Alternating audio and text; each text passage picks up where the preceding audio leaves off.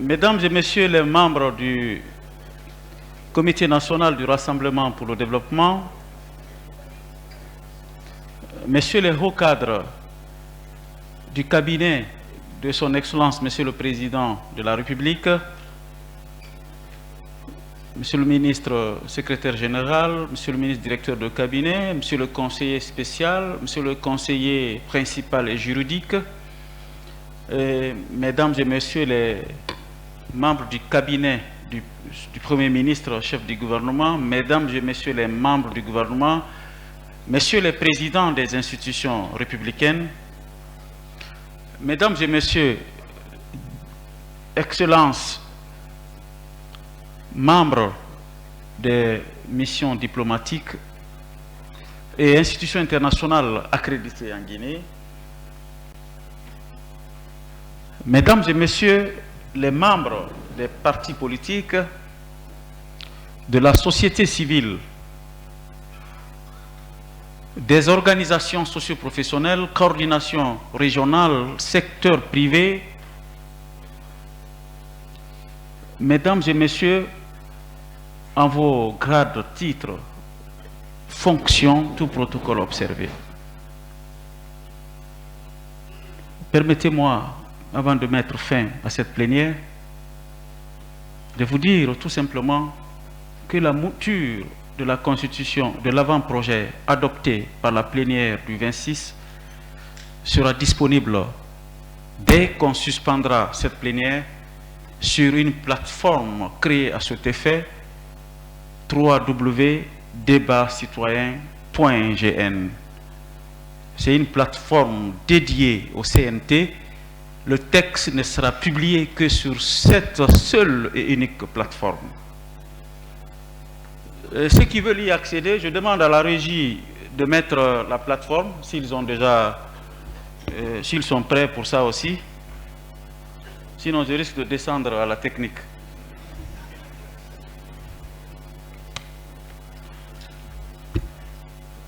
Alors, la présentation technique de cet avant-projet sera disponible dans tous les détails sur cette plateforme. Les Guinéens vivant sur les 5 continents avec une connexion Internet auront la possibilité de se connecter sur cette plateforme pour lire et relire et interagir avec le constituant sur tous les aspects et détails de cette constitution. Et ils peuvent poser des questions, ils peuvent commenter, ils peuvent faire des propositions, ils peuvent critiquer. C'est un travail qui est au service du peuple de Guinée. Donc, il est soumis à la qualification citoyenne par l'ensemble des composantes de notre société. Distingués invités, en plus de cette plateforme, il y a une séance, un ensemble de séances, j'y parviens enfin, de travaux directs avec les composants de la vie nationale qui commencera, un ensemble de séances donc qui commençait le lundi, du mercredi 31 juillet au jeudi 1er août 2024 à 11 h. Il y aura une séance de travail avec les institutions républicaines. Le Premier ministre et les membres du gouvernement bénéficieront le jeudi de la même séance de travail après les institutions républicaines. Le vendredi 2 au samedi 3 août, séance de travail avec l'administration publique, les secrétaires généraux, les hauts cadres de certains départements qui ont un intérêt avec la procédure en question, dont le ministère de la Justice, la direction de la législation et de la réglementation notamment. Le lundi 5 août, séance de travail avec des personnes ressources, anciens premiers ministres, anciens présidents d'institutions républicaines, anciens ministres, etc. Le 6 août 2024, séance de travail avec le monde académique, les spécialistes de droit public des universités publiques et privées. Le mercredi 7 août, séance de travail avec les collectivités locales de Conakry, les délégations spéciales des communes de Conakry et des îles de Los. Le jeudi 8, séance de travail avec le secteur privé et les chambres consulaires. Le vendredi 9, séance de travail avec les missions diplomatiques à travers leurs conseillers politiques. Le samedi 10 août, séance de travail avec les confessions religieuses. Le lundi 12 août, séance de travail avec les partenaires techniques et financiers. Le mardi 13 août, séance de travail avec les coordinations régionales et les sages des régions. Le mercredi 14, séance de travail avec les centrales syndicales. Le jeudi 15, séance de travail avec les OSC et organisations socio-professionnelles. Le vendredi 16 au samedi 17, séance de travail avec les partis politiques. Du lundi du lundi 19 au mardi 20 août 2024, séance de travail avec les associations de presse. Mercredi 21 au 22 août, séance de travail avec les membres du CNRD.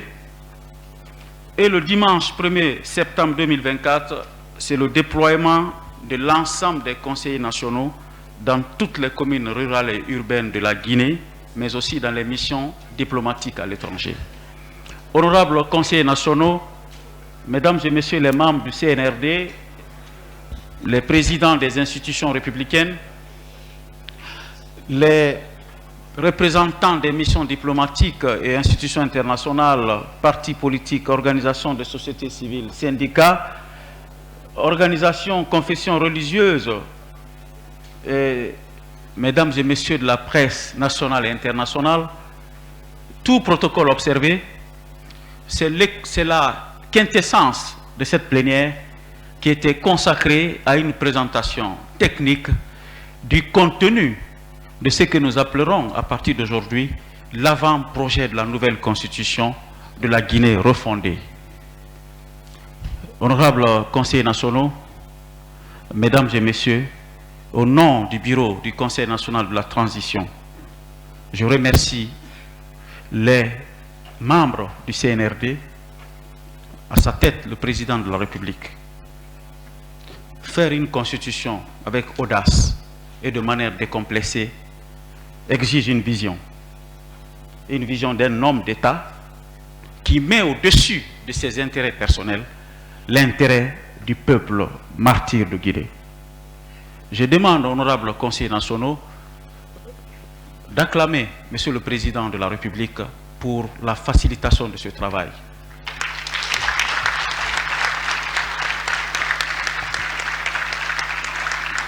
Une constitution, c'est une vision politique, on l'a définie. Mais aussi, c'est une posture républicaine.